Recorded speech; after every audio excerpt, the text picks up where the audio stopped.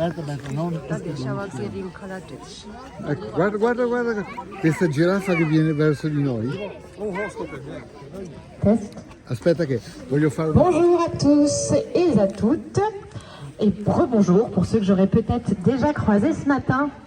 Bienvenue à cette animation qui va consister en une présentation de l'espèce emblématique qu'est la girafe du Kordofan, ici au Parc zoologique de Paris. Donc il ne s'agit pas d'un nourrissage, puisque vous voyez, elles ont accès à la nourriture en continu, mais une petite présentation. Et pour commencer cette présentation, j'aimerais vous raconter une petite histoire, celle de Zarafa. Zarafa, c'est la première girafe qui est arrivée en France. Elle est arrivée en France au 19e siècle, en 1826. C'était un cadeau du pacha d'Égypte au roi Charles X. Et à l'époque, en France, peu de gens avaient vu de leurs propres yeux des animaux exotiques, puisque voyager était beaucoup plus compliqué, beaucoup plus onéreux. Et lorsque Zarafa est arrivée, donc elle est arrivée d'abord au port de Marseille, elle a ensuite marché jusqu'à Paris, donc ça lui a pris plusieurs mois. Elle était accompagnée de vaches et elle buvait le lait des vaches, parce que c'était un petit girafon qui n'était pas encore sevré. Sevré, c'est quand on est assez grand pour ne plus boire le lait de sa mère. Et lorsqu'elle est arrivée à Paris en 1827, ça a été l'événement. Les gens pouvaient voir de leurs propres yeux une girafe pour la première fois.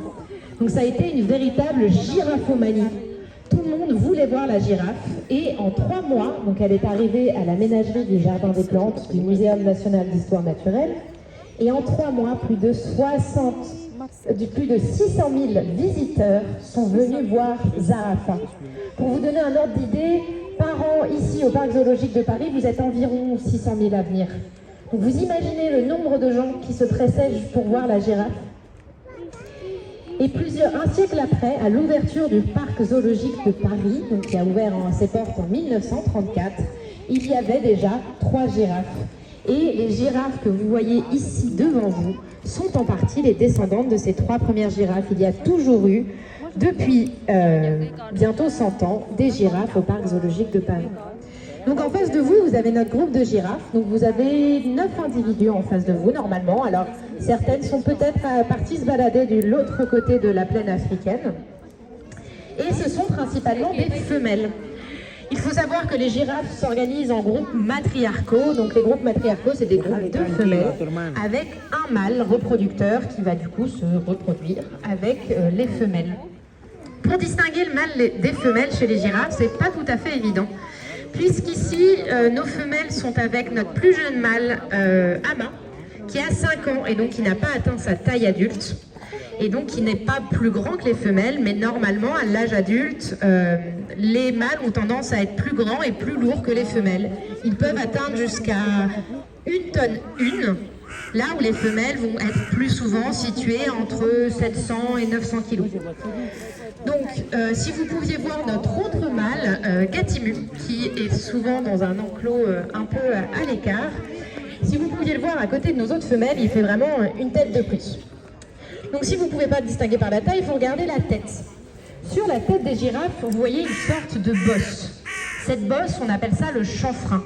C'est une bosse composée d'os qui va pousser, qui va croître tout au long de la vie de la girafe. Et bien chez les mâles, cette bosse est beaucoup plus proéminente, donc beaucoup plus grosse que chez les femelles. Et ils vont continuer à pousser toute leur vie. Et on pense que ça leur sert à avoir plus de poids dans la tête. Puisque les mâles, donc comme je vous ai dit, il y a un mâle pour plein de femelles, et bien des fois, les mâles vont se battre entre eux pour obtenir la dominance des femelles, obtenir le groupe de femelles. Et les combats de girafes, c'est assez impressionnant. Ce sont de grands coups de cou que les girafes mâles vont se donner. Et ça peut blesser, puisqu'un coup de cou bien placé dans le cou de la girafe, ça peut aller jusqu'à la mort des individus. Et donc ce chanfrein proéminent pourrait les aider à faire du poids et donner vraiment des coups de massue. C'est pour ça qu'on n'a pas mis nos 2 mâles ensemble, puisqu'il y a des femelles qui peuvent potentiellement être en chaleur, et donc il pourrait y avoir des tensions et des combats entre nos 2 mâles, et on ne souhaite pas ça, donc on alterne nos mâles avec nos femelles. Et donc, quand le mâle a accès à ces girafes, alors les chaleurs chez les girafes, c'est à peu près toute l'année. Et donc, parfois, il y a reproduction. Ça veut dire que les girafes font des bébés ensemble. Une girafe femelle va souvent être gestante. Gestante, c'est enceinte, mais pour les animaux, d'un seul girafon. C'est très très rare d'avoir des jumeaux. Et donc, elle va être gestante pendant 14 à 15 mois. C'est 9 mois chez les humains, pour référence, pour vous les plus petits. Et lorsque le girafon va naître, il va donc tomber du ventre de la maman de quasiment 2 mètres. Vous voyez, là, elles sont un peu loin, donc on ne s'en rend pas vraiment compte avec la perspective, mais il y a bien 2 mètres entre le sol et le ventre de nos girafes. Et donc, lorsque le girafon va chuter du ventre de la maman, la poche amniotique, donc c'est le liquide dans lequel il grandit, va se rompre. Et le girafon doit pouvoir courir, en tout cas suivre le groupe de femelles, au bout d'1 heure après la naissance. Vous vous rendez compte, vous ne pouvez pas courir avant plusieurs années après votre naissance. Et bien les girafons doivent suivre le groupe de femelles très rapidement, parce que sinon ils peuvent être vulnérables aux prédateurs. Les prédateurs, ce sont donc les lions ou autres carnivores qui vivent dans la savane à côté des girafes. Alors, les lions et autres prédateurs ne s'attaquent pas aux girafes adultes. Parce que vous imaginez bien, une girafe adulte, donc je vous ai dit, entre 700 kg et 1 tonne. Vous voyez les sabots, peut-être, de nos girafes, qui sont assez acérés. Donc les girafes vont se défendre avec des grands coups de sabot. Et un coup de sabot bien placé, eh bien, ça peut tuer un lion de 250 kg.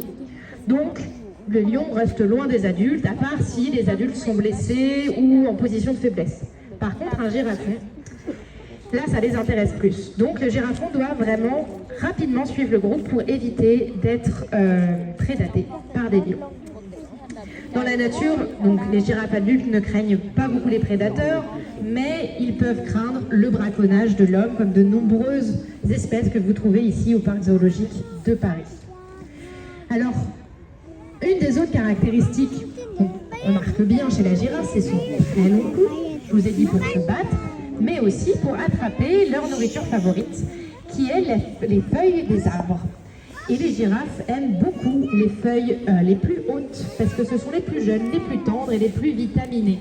Donc elles ont ce long cou, elles ont évolué pour atteindre le haut des arbres. Et elles vont donc saisir ces feuilles, elles ne vont pas lever les pattes pour saisir les feuilles, elles vont les saisir avec leur langue. Et alors, vous en voyez certaines qui vous tirent la langue. Cette langue, elle fait 40 cm. Alors, on n'en voit que 20 cm, mais c'est vraiment très très long. Et c'est un organe qui est très musculeux. Donc, elle va vraiment s'en servir. Vous voyez, il y en a une qui vous tire bien la langue, là. Elle va s'en servir pour s'enrouler autour de branches et ramener les feuilles dans leur mâchoire. Et elles vont ruminer les feuilles. Comme les vaches, ce sont des ruminants. Donc, elles vont venir mâcher pendant longtemps les feuilles, les ingérer, les régurgiter dans leur bouche et remâcher. Elles ont plusieurs estomacs. Et cette langue, je ne sais pas si certains ont pu la voir, elle a une couleur un peu particulière. Elle n'est pas rose comme la vôtre, les enfants. Elle est plutôt bleue, violette, grise, voilà. Vous la décrivez plusieurs couleurs souvent. Alors pourquoi est-ce qu'elle a cette couleur si particulière ? Eh bien, il faut imaginer que les girafes, dans leur milieu naturel, donc en Afrique, dans les savanes, sont donc souvent au soleil. Et elles vont passer la plupart de leur journée à manger, à aller chercher ces feuilles des arbres. Donc en fait, elles passent la plupart de leur journée à tirer la langue.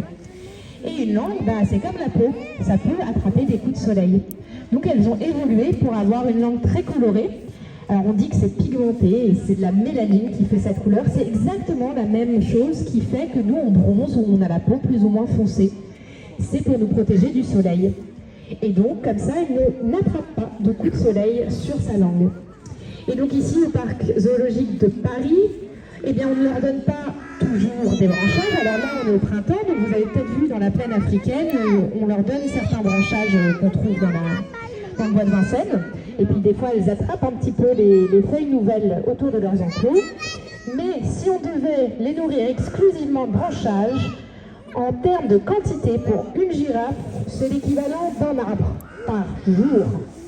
Donc vous imaginez, on a 10 girafes, donc 10 arbres par jour. En un an, on aurait rasé le bois de Vincennes. Donc, on se débrouille autrement.